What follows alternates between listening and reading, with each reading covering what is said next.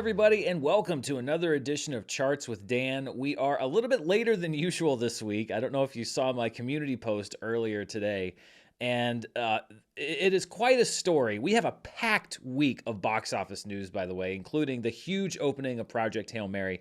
So I can't get into the whole story. I will tell you the entire saga on tomorrow's Dan's World, which will be live, where if you have questions, and believe me, I have a lot of questions, I can answer them. You know, I have delayed shows for many reasons over the years. Travel, being sick, family business, you name it. I never thought that I would have to delay the show due to wildlife reasons, but I also never thought that I would have I'm going to say 6-foot rat snake in the studio. That's right. This was a wildlife-related delay. This actually began on Sunday. If you're ever taking a nap on your couch on Sunday afternoon and you hear a noise in your kitchen and you find a 6-foot snake in your house, here's a pro tip. Don't lose line of sight with that snake because you never know where it might end up. It's been an interesting 2 days here in my house, but it appears that the saga is over, and I will be taking steps to make sure that there will be no sequel. But yes, I came here early today before the people that were going to figure out how the snake got in my house came, and it turns out that they got to remove the snake from my house. Yikes. It's been quite something. So I have a story to tell you, and if it were not as busy a week at the box office as it has been, I would go into all the details. I'll talk about it on my show tomorrow. Psychologically, the knowledge that there was a snake in your house is going to take me a minute to get over. And there's also in the studio a bit of it's kind of like Anchorman. It's a pungent aroma. Snakes have a smell, but it's gone. The snake is gone. So that's good. And there's so much more to tell. Okay. Let's get to the box office. I have to distract myself. There's never a dull moment. Oh man, this is a tough transition to make. Let's get to the latest in box office news. Again, luckily it's an interesting week, so we can move on from the snake-related stuff. And let's talk about Project Hail Mary, which had the biggest domestic opening of the year, way above even the highest estimates. It came in at $80.5 million, and there's a lot to dig down into when it comes to those numbers. So let's do that right now. It was, first of all, the biggest opening weekend for any movie domestically so far this year. It comes in ahead of Scream 7's debut, which was $63.6 million. So a nice healthy lead when it comes to 2026 domestic opening weekends, and I'm sure that the theater owners are very happy about this. It was the second highest opening for Ryan Gosling, so it was a little less than half of what Barbie opened to a couple years ago at $162 million. But look at it, it was almost $50 million ahead of his third place movie, which was Blade Runner 2049. I'm a fan of Ryan Gosling. I have praised his performances in many movies. I thought that there were some, including Blade Runner 2049, that deserved a bigger audience.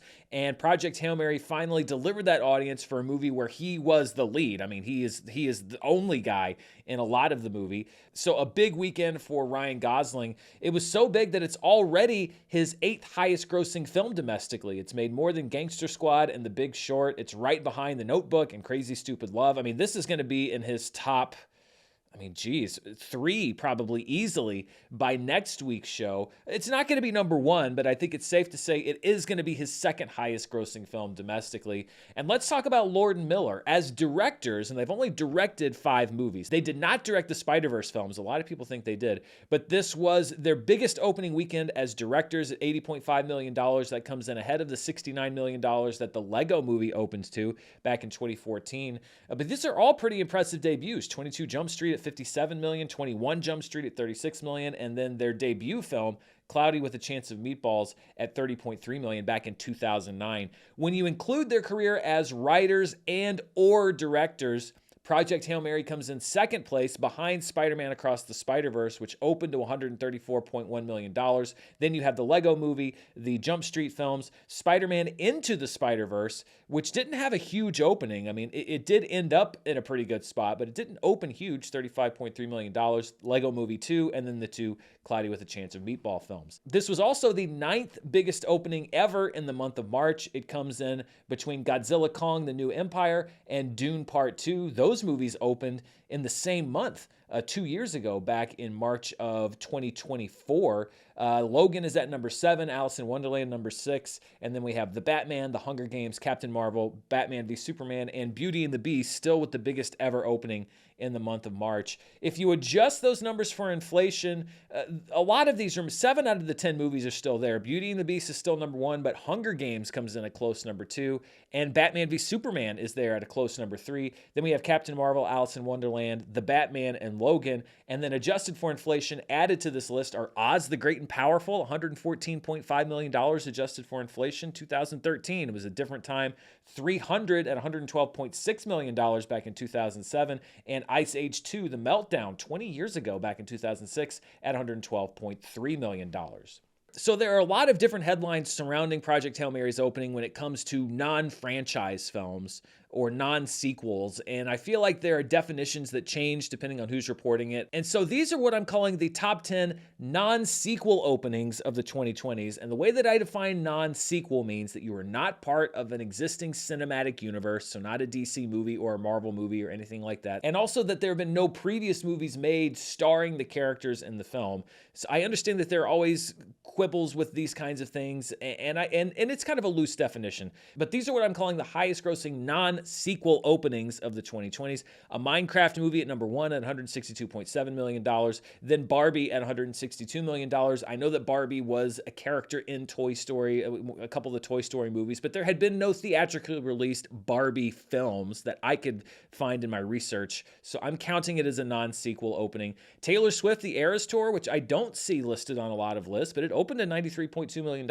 Then we have Oppenheimer at number 4 and Project Hail Mary at number 5. Five Nights at Freddy's is in 6th place. Then we have Sonic the Hedgehog at number 7. Again, when it was released, it was not part of a cinematic franchise or a sequel. F1 the movie, It Ends With Us, and Sinners rounding out the top 10 at $48 million.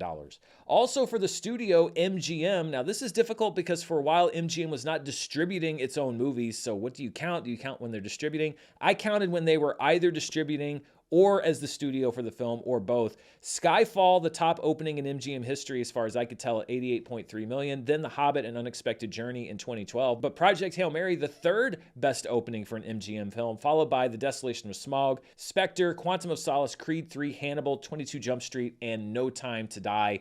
I know with the James Bond movies that they're Eon films, but MGM also involved as the studio and often as a distributor.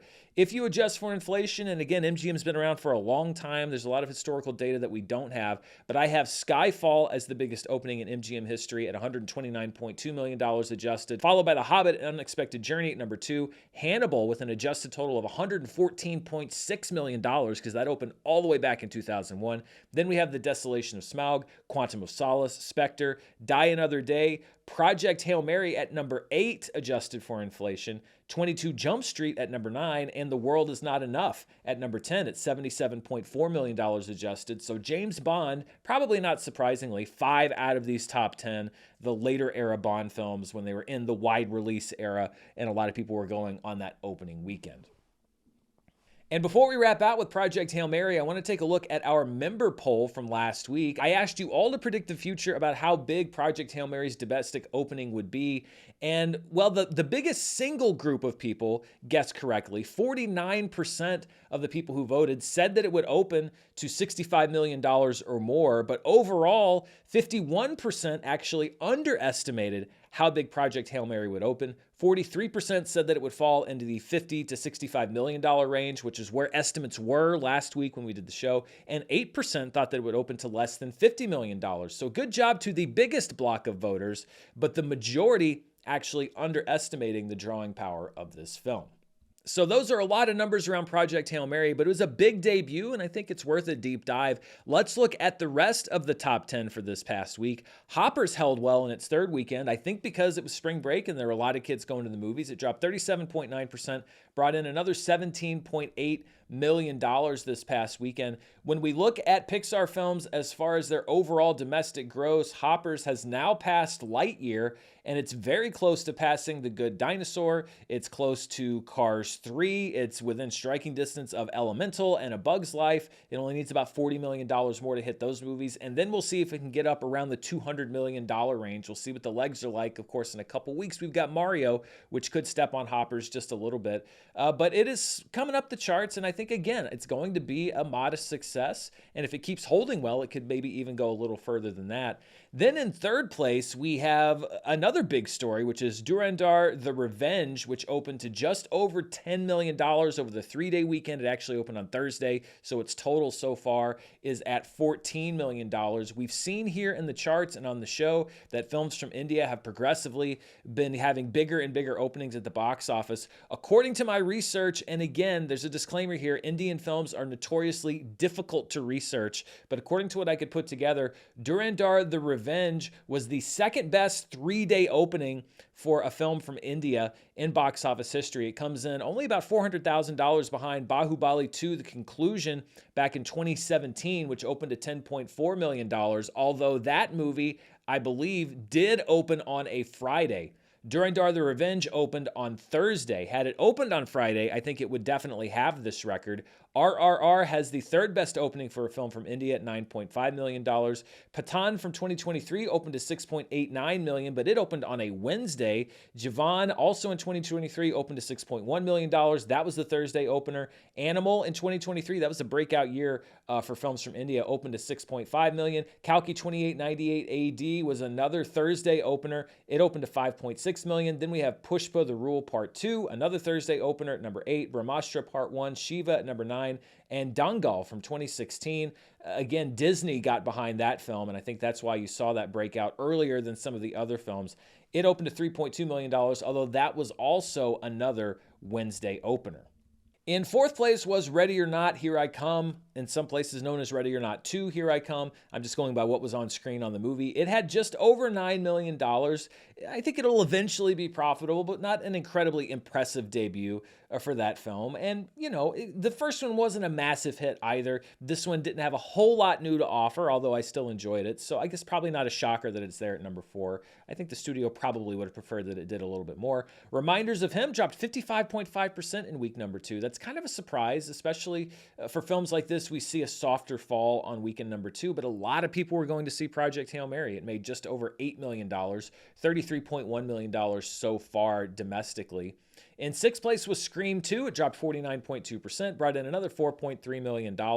And as we mentioned was about to happen on last week's show, it has now officially become the highest grossing Scream film domestically at $114.5 million. It's passed Scream 6. It was already, as we noted last week, the highest grossing film in the franchise worldwide. When you adjust for inflation, it's still a little bit behind Scream 6. It'll pass it in the next couple days, but it will still be falling short of the first trilogy of films. Scream 3 is at $182.6 million adjusted for inflation. Scream 2 is at $237.3 million, and the original Scream is at $241.3 million.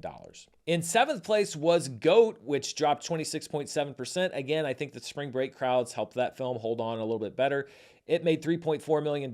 It's close to cracking that $100 million domestic mark. It should do that this week. Undertone in week number 2 dropped 66.8%, which for an A24 horror film isn't the worst drop in the world. It's not fantastic. It made $3 million over the weekend. It's at $15.2 million domestic. The Pout Pout Fish, which was an animated film, not from a major animation studio, but it did get a wide release.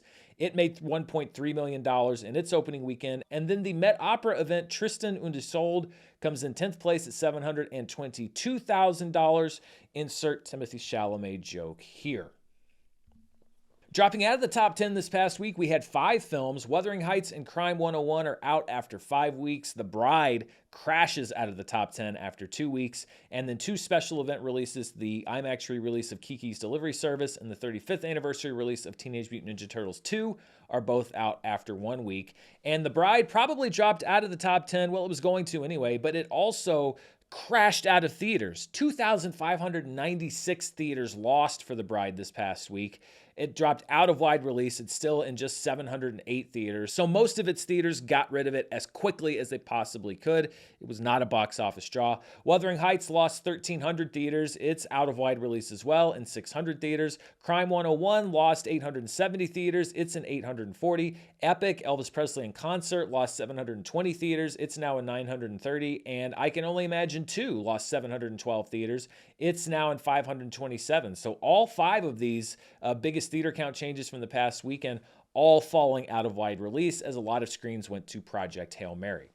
Let's look at the 2026 box office versus the 2025 box office, and this was the biggest example so far of what we've seen all March. This has been a very good March for the box office. We're going to break down the whole month on next week's show, including the cumulative year to date, but we were up 86.7% over the same weekend last year. The big release this weekend last year was Snow White, which was a box office disaster. Project Hail Mary, much more successful. So we have now seen in each of the past 4 weekends, not only totals that were above last year's, but significantly above last year's. And we will see if that trend continues as Project Hail Mary continues its run before we get to the Super Mario Bros. Galaxy movie.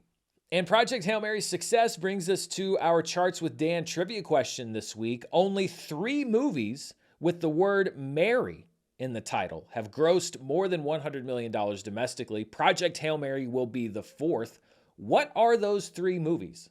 I'll give you a second to think about it. 3 movies with the word Mary in the title. Project Hail Mary will be the 4th. And let's take a look at the answer. The answer is There's Something About Mary, which is the highest grossing film with the word Mary in the title. Then we have Mary Poppins Returns and the original Mary Poppins. That's how big of a hit it was. All of the official box office data that I could find has its domestic total over $100 million, I'm sure, with different re-releases over the years, and the fact that it was just a massively successful film. So 2 Mary Poppins films, and There's Something About Mary. Very different movies, by the way. And that also brings us to our Charts with Dan member poll question this week. There are 8 theatrically released Hollywood films from the 2020s currently in the IMDb Top 250. One of them is Spider-Man Across the Spider-Verse, also written by Lord Miller. Dune Part 2. Project Hail Mary jumped into the Top 250. Oppenheimer's there. The Father, Top Gun Maverick, The Wild Robot, and Spider-Man No Way Home. I want you to tell me which one of those movies you think most deserves to be there in the IMDb all-time Top 250. We're going to do this poll like we did the Best Picture poll a couple weeks ago. I will leave a comment on the member poll that says vote for and the name of the movie. Upvote my comment. Those are the only results that are going to count. I won't count if you comment yourself. This is just to make things a little bit easier to tabulate. This is actually a suggestion from you, the members, who talked about, maybe making this tabulation process a little bit easier. So upvote your favorite answer. They will all be there in the comments of that poll. I will reveal the answers on next week's show. And if you're not a member here on the channel, I'd love to have you. Not only do you get to vote in the member polls each and every week, but you also get early access to some of my videos, exclusive badges, and emoji to use in the chat. So come on, be a member. I'd love to hear what you have to think about this. Let's take a look outside the United States and take a look at the international market. This is all markets outside of the US and Canada, and Project Hail Mary also played well around the world. It opened to $60.4 million internationally. Right behind is Dhurandhar the Revenge, one of the best openings all time for a film from India. $44.6 million just over the 3-day weekend, and it made even more prior to the weekend. Hoppers actually went up 10% internationally to $34.2 million as it continues to roll out around the world. Reminders of Him dropped 28.4% to bring in $7.1 million internationally. And then in 5th place is a film called Torrente for President. It is a Spanish political satire. It's part of a series of films. It was apparently the biggest opening for any movie in Spain in 7 years, and it features cameos, and I'm not making this up, from Alec Baldwin as Donald Trump and Kevin Spacey. So that's what's going on over in Spain. When we take a look at those international numbers and we add them to our domestic numbers, we get the top 5 films worldwide, and Project Hail Mary opened to $140.9 million around the world. We'll see where that ranks as far as openings so far this year in just a second. Dhurandhar the Revenge opened to $56.6 million over the 3-day weekend, but you can see the total that I could find, and again, there are always conflicting totals when it comes to films from India, but right now the listed total is $81 million over its first few days of release. Hopper's made another $52 million. It's now at $242 million worldwide. Reminders of Him is at $15.1 million. And Ready or Not, Here I Come, or as it's called in some countries apparently, Wedding Nightmare, made $11.8 million to come in 5th place. And these are the biggest worldwide opening weekends of 2026. This is the first time we've looked at the chart this year. Pegasus 3 is at number 1 at $152.1 million, although that was over the Chinese New Year holiday, and that movie actually opened on Tuesday. So this was the Friday through Sunday total. It had already had, let's see, Tuesday, Wednesday, Thursday, 3 full days of release before its opening weekend, quote unquote. It's at number 1. Project Hail Mary, though, a close number 2 at $140.9 million. Then Scream 7, which opened at $96.7 million. Hoppers at $87.3 million. Wuthering Heights at $74.8 million. Dhurandhar: The Revenge has the 6th best opening of any film worldwide this year at $56.6 million, with its opening on a Thursday. Then we have another film from China, Blades of the Guardians, at $51.1 million. Goat at $42.8 million.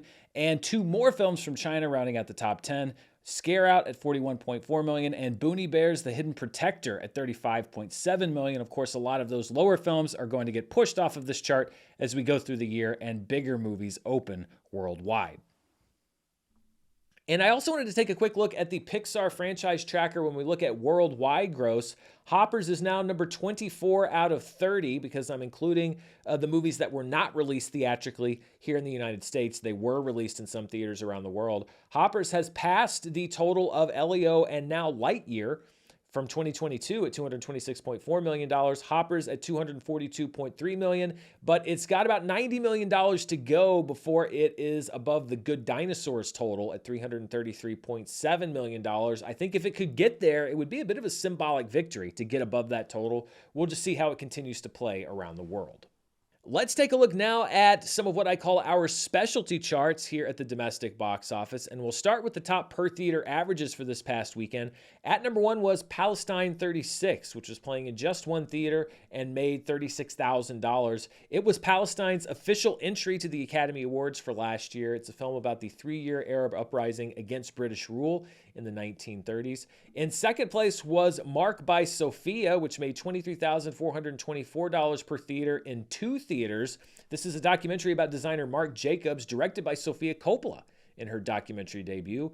Project Hail Mary comes in third place. You know it's a big opening when you have a per theater average this high from a wide release. It was in just over 4,000 theaters and still brought in an average of $20,000 per theater. That's why theater owners are, I'm sure, very happy with the film so far. At number 4 is Dead Lover, an indie comedy and a take on Frankenstein. If The Bride didn't do it for you, maybe this movie would. It debuted at last year's Sundance Film Festival and brought in $13,500 in one theater. Also playing in one theater is the film Two Prosecutors, which brought in $11,668. It played at Cannes last year. That's where it debuted. It's a German film about a prosecutor fighting the Stalin regime from within. And when it comes to per theater averages for 2026 thus far, The Moment is still an easy number 1 at over $100,000 per theater in 4 theaters back at the end of January. Then we have Pillion at number 2 with $60,000 per theater in February. Palestine 36 comes in third place at $36,000. That puts it just ahead of Sirat, which is now at number 4. And All That's Left of You, playing in 2 theaters in early January at $25,000 per theater. These were the top films in limited release, which I define as 1,000 theaters or fewer. Dhurandhar: The Revenge is, of course, number 1. It was in 987 theaters, so not technically in wide release as I define it, but still came in at an over $10 million opening. That is very rare. That just goes to show you that the theaters that were showing this movie were pretty packed. It was actually, I think, just off of the per theater average chart. It would have been, I believe, number 6. The Met Opera Tristan und Isolde comes in second at $722,000. Then we have Adu 3 playing in 68 theaters. It brought in just over $300,000. It's a Malayalam language film from India that's both a part 3 and a part 1 of 2. So more in that franchise coming. Ustad Bhagat Singh in an unknown number of theaters brought in $236,000. It is a Telugu language action film. And then at number 5 in 180 theaters is a movie called Toe, which brought in $127,000. It stars Rose Byrne, who was recently up for an Academy Award, as a woman fighting to get her car back after receiving a tow bill for over $20,000. Ariana DeBose, Octavia Spencer, Dominic Sessa, Simon Rex, and Demi Lovato are among the co-stars of that film. That is a talented cast. Looking at the 2026 domestic box office so far, Hoppers takes over as the highest grossing film of the year at $120.1 million. That bumped Scream 7 down to number 2 and Goat down to number 3. Wuthering Heights is at number 4. Project Hail Mary debuts just through its first 3 days as the 5th highest grossing film of the year domestically at $80.5 million. That bumps Send Help down to number 6, Iron Lung down to number 7, Crime 101 down to number 8. Reminders of Him debuts on the chart at number 9 at $33.1 million. Solo Mio is down to number 10, and Primate and 28 Years Later, The Bone Temple fall off of the 2026 domestic chart. Looking at all tickets sold since January 1st, so even if a movie came out in 2025, whatever it sells after the first of the year counts on this chart. Right now, Avatar Fire and Ash is still the highest grossing film of the year based on those post-January 1st ticket sales at $153.5 million. I think that Project Hail Mary will soon overtake it. Hoppers is up 3 spots, though, currently to number 2, with Scream 7 down at number 3, Goat at number 4, Zootopia 2 at number 5, Wuthering Heights at number 6, Project Hail Mary debuts at number 7, The Housemaid is down to number 8, Send Helps at number 9, Marty Supreme is down to number 10, and Iron Lung drops off of the domestic box office chart since January 1st. And these are the latest numbers I have for the worldwide box office. Of course, Pegasus 3 remains the highest grossing film of the year at $624.5 million, but that is not an insurmountable lead like we saw with Nudja 2 last year. I think you will see multiple films gross higher than that this year. Hoppers is up 4 spots to number 2. It's the second highest grossing film of the year worldwide and the highest grossing film from Hollywood at $242.3 million. Wuthering Heights is down to number 3. Blades of the Guardians is down to number 4. Scream 7 sticks there at number 5. Scare Out is down 2 spots to number 6. Then we have Goat and Boonie Bears, The Hidden Protector. Project Hail Mary debuts at number 9 at $140.9 million. The King's Warden at number 10. And Send Help is now off of this chart. So that's what's going on at the box office. Let's also take a look at the world of streaming, where another film has been putting up some pretty big numbers. These are the latest numbers we have from Netflix. New ones will be out later today. They may be out already, but this covers the week of March 9th through the 15th. At number 1 is War Machine. This was its first full week of release on Netflix, and it brought in 44.38 million views. That was an increase on its first few days. So a lot of watch time on War Machine. One Piece Season 2 debuted in second place at 16.81 million views. That is a marginal decrease from the number of views that Season 1 saw in its first partial week of release. We'll see what the week 2 numbers look like. As a fan of the show, I'm hoping that we see an increase. I know that we definitely have at least a Season 3 coming, but I would like to see that show remain popular. The Dinosaurs Season 1 sticks in third place at 9.65 million views. Then we have Love is Blind, The Reunion, which brought in 8.94 million views. Virgin River Season 7 debuted to 7 million views. Louis Theroux's film Inside the Manosphere debuted at number 6 at 6.33 million views. Then we have Shark Tale at number 7 at 5.4 million views. Bridgerton Season 4 at number 8. K-pop Demon Hunters still in the top 10 after dropping out for 1 week a few weeks ago at number 9 at 5.28 million views. And Boyfriend on Demand, the Netflix series, at number 10 at 4.79 million views. And as I noted, War Machine is putting up some big numbers. Its 44.38 million views is the most viewership that any movie has gotten so far this year. When we look at week-to-week views, it did better in week 2 than the first and second weeks of The Rip, starring Matt Damon and Ben Affleck. The Rip, week 1, it opened to 41.58 million views. Week 2 was 40.41 million views. The 4th best viewership for a movie this year on Netflix was the first week of War Machine, which came in at 39.32 million views. And then Joe's College Road Trip from Tyler Perry comes in third. It debuted to 23.41 million views. War Machine's 44.38 million views in week 2 were also the most viewership that any program has gotten on a week-to-week basis on Netflix so far this year. So we have War Machine at 1, then the first 2 weeks of The Rip at numbers 2 and 3. The first week of Bridgerton Season 4, the only series breaking up this party, it brought in 39.72 million views back in January for that first batch of episodes. And then the first week of War Machine, rounding out the top 5 with 39.32 million views. And when we look at the most watched programs on Netflix so far in 2026, The Rip is still at number one at 114.71 million views. His and Hers is in second place. Bridgerton Season 4 is in third. But War Machine is moving up quickly. It's at 83.7 million total views, the fourth most watched program according to Netflix ratings data so far this year. K-Pop Demon Hunters down to number 5, but it's at 61.49 million views in 2026 alone. People We Meet on Vacation is down to number 6. The Night Agent Season 3 debuts on the chart at number 7 with 26.69 million views, which bumps The Lincoln Lawyer Season 4 down to number 8. Joe's College Road Trip is down to number 9. The Netflix movie Firebreak is at number 10 with 25.57 million views. And Kidnapped, Elizabeth Smart, and Runaway are both out of the top 10 so far this year. Let's take a look now at the latest numbers from Nielsen. Now, unlike the Netflix numbers we just saw, these are domestic numbers only, and they're delayed by about a month because that's how long it takes Nielsen to process and release that data. So this covers the week of February 16th through the 22nd, 2026.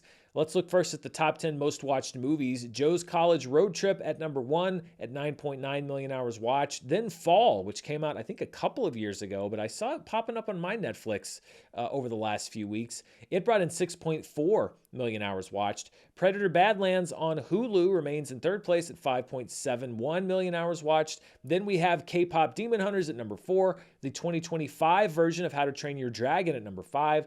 Expendables 4, or Expendables as they decided to call it, at 4.2 million hours watched. The Wrecking Crew on Amazon down to number 7.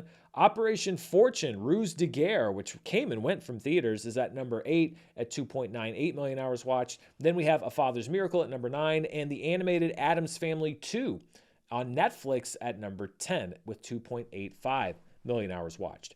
These were the most watched streaming shows for February 16th through the 22nd, and it was the return of The Night Agent at number 1 with 30.5 million hours watched. The Lincoln Lawyer, a strong number 2 with 25.5 million hours watched. Then we have The Hunting Party at 21.48 million hours watched. This has been coming on strong on streaming as it releases its latest season. Love is Blind is at number 4. The Pit is at number 5. Reality Check, Inside America's Next Top Model, which was technically a series because they released it into 3 episodes, although I think it was still only about 90 minutes long.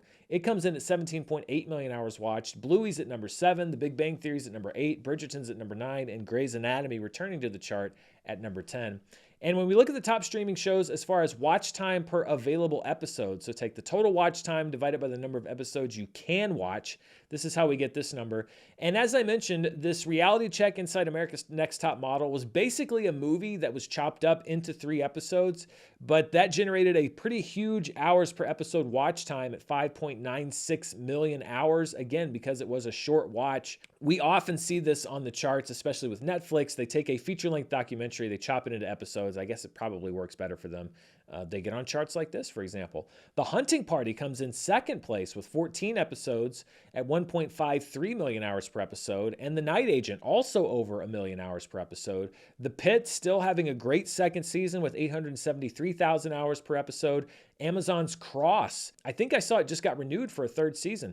It brought in 740,000 hours per episode. The Lincoln Lawyer in 6th place, Bridgerton in 7th. Stranger Things still hanging around, 244,000 hours per episode. The Traitors at number 9, and Love is Blind at number 10.